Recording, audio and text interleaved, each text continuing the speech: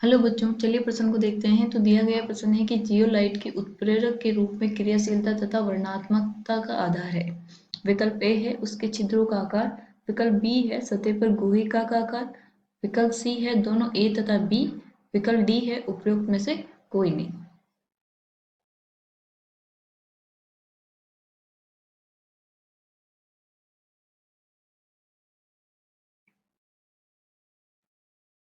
हमें क्या दिया गया है कि जियोलाइट है हमारा कि उत्प्रेरक की क्रियाशीलता तथा वर्णनात्मकता का आधार है। विकल्प हमें दिए गए हैं, सही विकल्प का हमें चुनाव करना है। तो सबसे पहले हम क्या लिखेंगे? मुख्य उदाहरण, मुख्य अवधारणा। तो वो क्या हो जाएगी? उत्प्रेरक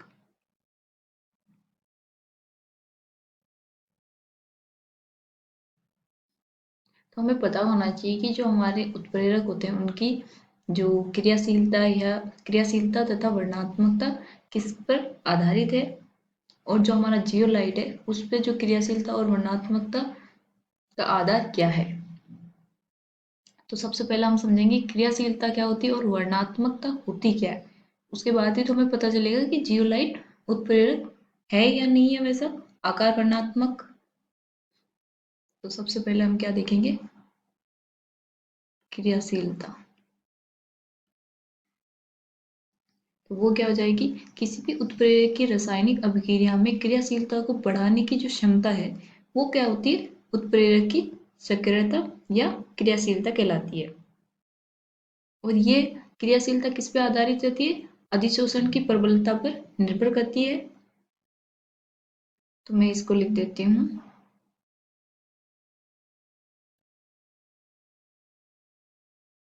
अभिक्रिया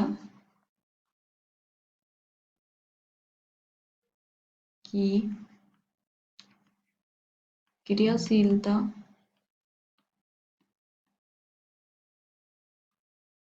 बढ़ाने की क्षमता। ठीक है, दूसरा क्या हो जाएगा? और ये क्षमता किस पे आधारित है? अधिशोषण पे।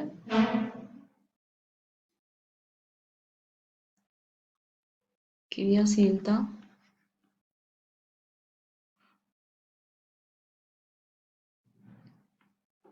रासायनिक अधिशोषण की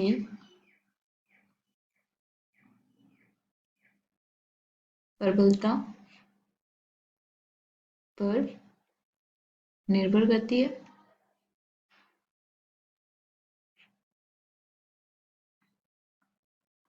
वर्णात्मकता, तो वर्णात्मकता क्या होती है? दूसरा हम देखते हैं यहाँ पे, वर्णात्मकता। तो वो क्या होगी? किसी उत्प्रेरक की वर्णात्मकता उसकी किसी अभिक्रिया को दिशा देकर या एक विशेष उत्पाद बनाने की क्षमता है। उत्प्रेरक क्रिया विशिष्ट होते हैं, अर्थात एक उत्प्रेरक केवल एक विशेष अभिक्रिया को ही उत्प्रेरित करता है, सभी अभिक्रियाओं को नहीं। तो वो क्या होती है? वर्णात्मकता। तो ये क्या कहता है? अभिक्रिया को दिशा देकर एक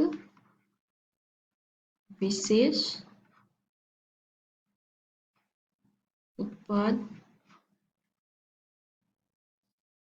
बनाने की क्षमता। ठीक है, तो अब हमें बताना है कि हमारा जो जियोलाइट है वो जो उत्प्रेरक है वो क्रियाशीलता और वर्णात्मक का क्या आधार क्या है। तो क्रियाशीलता का आधार क्या होगा? उसके छिद्र का आकार। तो हमें पता होना चाहिए कि जो हमारा जियोलाइट है वो मधुमक्खी के छत्ते के आकार का होता है। तो उसमें क्या होता है कि एक संरचना बनी होती है जिससे उसका अधिशोषण क्या होती है, क्षमता अधिक होती है। और वर्णात्मकता क्या होती है कि कोई एक विशेष उत्प्रेरक किसी विशेष अभिक्रिया को ही उत्प्रेरित कर सकता है। तो जियोलाइट में होने वाली अभिक्रिया क्रियाकारक तथा उत्पाद के अणुओं के आकार के साथ साथ जियोलाइट के सरंध्रों पर भी निर्भर करता है। तो चलिए इनको लिख लेते हैं हम।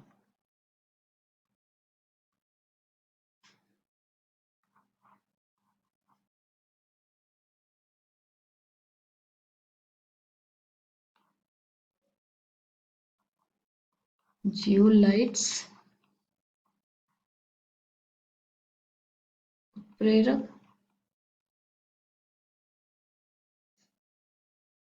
तो इसकी क्या होती है संरचना।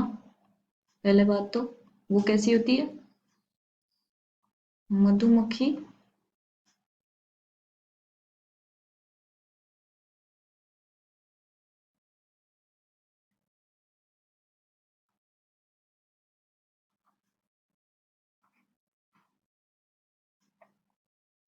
के छत्ते जैसी। तो इसी कारण इसकी अधिशोषण क्षमता भी क्या होगी, अधिक। अधिशोषण क्षमता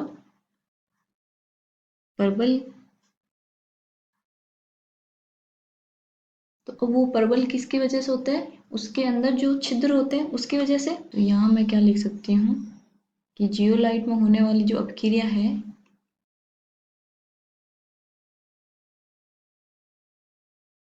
में क्रियाकारक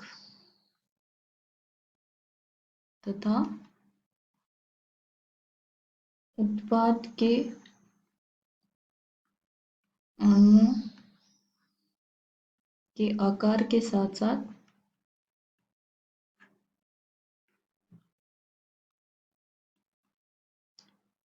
साथ साथ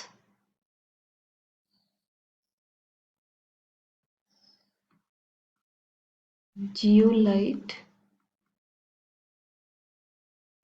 के सरंध्रों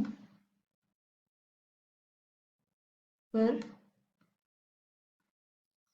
निर्भर करता है। तो विकल्प ए देखिए, उसने क्या बोला है कि उसके छिद्रों का आकार। तो हाँ सही है, क्यों, क्योंकि जो हमारे हैं मधुमक्खी के छत्ते हैं तो उसके जितने अच्छे छिद्र होंगे उतना ही अधिशोषण क्षमता प्रबल होगी। तो ये वाला भी क्या है, सही है। और क्या बोला गया है, सतह पर गुहिका का आकार। अब हमने बोला है कि जो वर्णात्मकता क्या होता है कि अभिक्रिया को दिशा दिशा देकर एक विशेष उत्पाद बनाने की क्षमता। और हमने बोला है कि जो एक उत्प्रेरक एक विशेष अभिक्रिया को ही उत्प्रेरित कर सकता है। तो हमारा जो बी है सतह पे गुहिका का आकार वो भी सही है। तो हमें क्या करना, वो विकल्प सही क्या है, दोनों ए तथा बी। तो हमें ये क्या है, हमारा सिंगल चॉइस क्वेश्चन है। तो इसमें हमारा दोनों विकल्प ए और बी दोनों सही है। तो सही विकल्प हमारा क्या हो जाएगा, सी, क्योंकि उसमें देन रखा है कि दोनों ए और तथा बी दोनों ही हमारे सही विकल्प है। तो आशा करती हूँ आपको समझ में आया होगा। धन्यवाद।